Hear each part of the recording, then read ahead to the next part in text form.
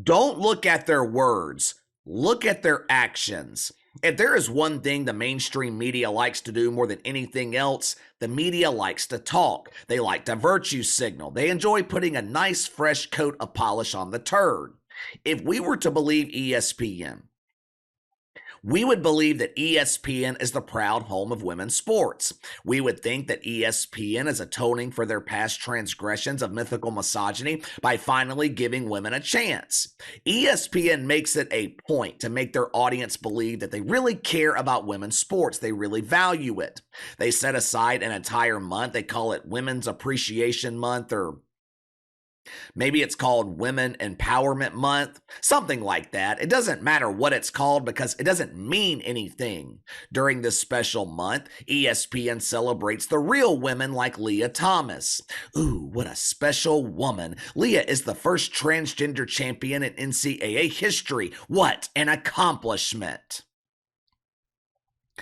Coming out of the women's tournament in college basketball last year, which the media continues to mistakenly call March Madness, there were demands that the broadcast rights for the women's college basketball tournament should be sold separately from other women's sports.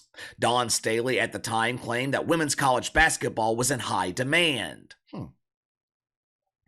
High demand. Apparently, Dawn Staley and her pretend friends in the mainstream media, they are the only ones who believe it. Because it's abundantly clear to me the people who are actually making these decisions, the executives at ESPN who are paying for the rights to broadcast women's college basketball, the people running the NCAA who are selling those rights, they don't believe it. Yesterday afternoon, ESPN announced that they had reached an 8-year deal with the NCAA worth nearly $1 billion. The deal's worth $115 million annually, gives ESPN the rights to broadcast 40 championships at the college level. Now, obviously, the only sports that actually generate profit at the college level, football, men's college basketball, they were not included in this deal. But for some reason, women's college basketball was included. Well, that's strange. I thought the women's tournament was strong enough to command its own deal. I thought women's college basketball was so popular, they were easily worth $100 million annually by themselves. With ESPN being the proud home of women's sports, surely they would not mind paying exorbitant rates for the rights to broadcast women's college basketball, right? You know, it's strange how fast the virtue signaling fades once money becomes involved. The NCAA, they are catching shit right now for their decision to renew so quickly with ESPN. Instead of allowing this package, which included the women's tournament in college basketball, instead of allowing the package to hit the open market, possibly increase the overall value, the NCAA, they decided to stay with the worldwide leader in woke. Look, I rarely defend the NCAA, but this was a smart decision. I believe if they allowed this deal to hit the open market, it would have devalued the women's tournament. In this new deal, ESPN's paying them $65 million a year for the women's tournament alone. What would have happened if, say, they hit the open market and Fox only bid $45 million for it? CBS, they're not going to bid on the tournament. They already have the real March Madness. The NCAA renewing with ESPN, it was what was best for business, and it appears it was their only option. NCAA President Charlie Baker, he spoke with The Athletic. They asked him why the women's tournament in basketball wasn't sold as a standalone property.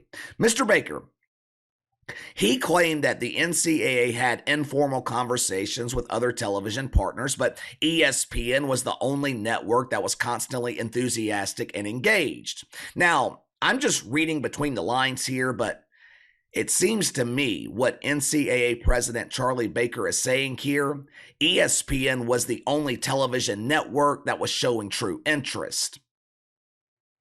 But what this deal really shows, it really shows the true value of women's college basketball on television. No more virtue signaling, no more false hope about these surges in popularity. For the next 8 years, we know exactly what women's college basketball is worth. $65 million. To be honest with you, I think that's a fair number. I realize the women set record ratings last spring, but historically speaking, the women's tournament in college basketball, it just hasn't been that big of a draw. The Final Four typically averages between 1 and 2 million viewers. Their national championship game averages 3, maybe 4 million. I would imagine those were the numbers that were referenced when determining the value of the women's tournament. You can't value the women's tournament based on the record ratings from last spring. There is a reason they're called record ratings. It's never happened before, unlikely to happen again. The women's tournament last spring, it was one of those once-in-a-lifetime opportunities. It was similar to what happened in the WWF in the late 90s. Vince McMahon stumbled upon two once-in-a-generation megastars at the same time. Stone Cold Steve Austin, The Rock. Never happened before, hasn't happened since. On Monday nights, WWF was drawing 6, 7, sometimes 8 million viewers. Same thing happened last year during the women's tournament. Seemed like overnight, two megastars were created in Caitlin Clark and Angel Reese. For a brief moment, they were able to capture the attention of mainstream America. When you're negotiating a television deal that's spanning 8 years, you can't rely on temporary interest. You can't rely on Caitlin Clark and Angel Reese. They're not going to be there.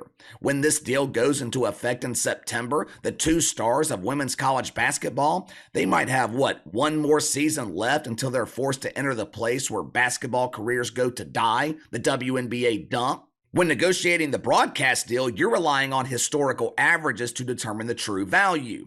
Doesn't matter how much they virtue signal, doesn't matter how much they pretend to care. ESPN, they felt like the women's tournament in college basketball was worth $65 million a year. And wasn't only ESPN who felt that way, so did the NCAA.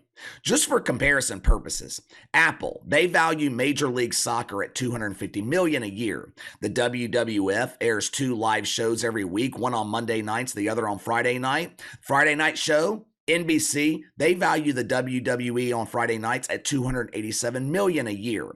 ESPN considers the NHL to be worth $400 million a year. Now, there is a reason that I'm bringing that up. I went to bed early last night. After I recorded my video yesterday morning, started feeling worse. My voice disappeared. I mean, it's actually better today than it was yesterday, and it's still a struggle today. I tried to push through yesterday afternoon, but my body was just telling me I needed to rest. So I'm laying in bed early last night, around 9 o'clock, trying to go to sleep. I started thinking about media coverage of women's college basketball and comparing media coverage to the actual value of the sport. Major League Soccer worth $250 a year, $250 million a year. How often do you hear the media talking about Major League Soccer? The NHL worth $400 million. How often do you see the media covering the NHL? Over the past couple of years, women's college basketball, they have been given the luxury of receiving increased promotion from the media. We have been told by the media that they are surging in popularity. These women have captured mainstream attention. Which, that is partially true. They've captured the attention of the mainstream media. But when it comes to mainstream America, there just doesn't seem to be a lot of interest. Last Saturday, Fox, they broadcast 2 games of women's college basketball in 2 of their afternoon windows. One game drew 496,000, the other drew 457,000. That ain't good, but that's okay. That's okay. Because neither one of those 2 games featured stars. Caitlin Clark, she also played on national television last Saturday. Katie Rue Clark, biggest star in college basketball. And I'm being serious too. Caitlin Clark is the biggest star in both men's and women's basketball. Last Saturday, Katie Rue Clark, 229,000 viewers. Now, in all fairness, this game was broadcast on the Big Ten Network, but I wasn't hearing that excuse when college volleyball was pulling big numbers on the Big Ten Network. Dawn Staley, arguably the biggest star when it comes to head coaches in women's college basketball. The same Dawn Staley who claimed that women's college basketball was in high demand. Yeah, last weekend, Dawn Staley and the Cox from South Carolina, they were in such high demand, they convinced 154,000 people to watch them play. The media, they want us to believe that women's college basketball is surging in popularity. But the truth is, it's just not true. Are they growing? Yes. But that's not some amazing accomplishment. One of my friends, he started his YouTube channel, I think it was back in August. He's excited right now because he's growing. He went from averaging a handful of viewers per video to averaging about 100, which that's great for him, but he still has a long way to go. And that's the point I'm trying to make here with women's college basketball. The media, they were pushing for the tournament to be sold separately. They were claiming the women's tournament alone was worth over $100 million a year. They pointed to growth during the regular season where most games were averaging less than 200,000 viewers. They pointed to the absolute miracle that happened last spring, claiming a handful of tournament games exponentially increased the value of women's college basketball. But just like my friend, they've still got a very long way to go, which is why ESPN and the NCAA, they set the value at $65 million. It's going to be interesting to see what happens when Caitlin Clark and Angel Reese, they are forced out of college basketball. Now, if it were up to them, they would stay in college. They're making more money. They have chartered flights to away games. They're staying in luxury hotels on the road. They're basically living the good life. Once they fail to meet that age requirement, they are forced to enter the WNBA dump.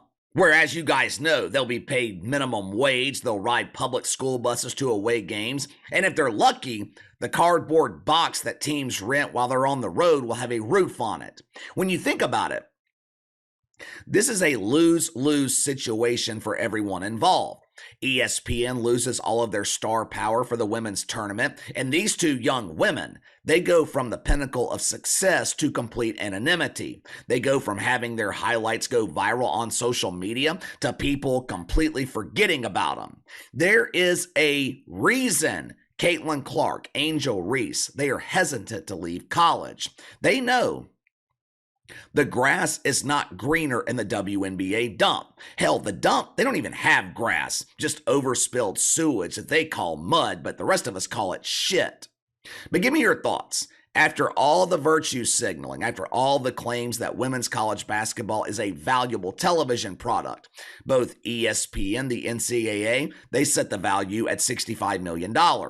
Now, that's double, maybe even triple their previous valuation, but that number is still extremely low when compared to other sports. I know the media is celebrating this deal, but it really shows you what ESPN really thinks about the women's tournament. To me, it proves that ESPN is hesitant when it comes to their long-term potential to draw ratings. If they continue pulling 9 or 10 million viewers, 65 million, that's a steal. I don't think that's going to happen, though. Apparently, ESPN doesn't either. But give me your thoughts. What do you think this deal means? Sound off in the comments below. Like, subscribe, share the video. I appreciate your support. Best way to contact me is by email at btlkc84@gmail.com, KC_BTL84 on Twitter. I'll see you guys later.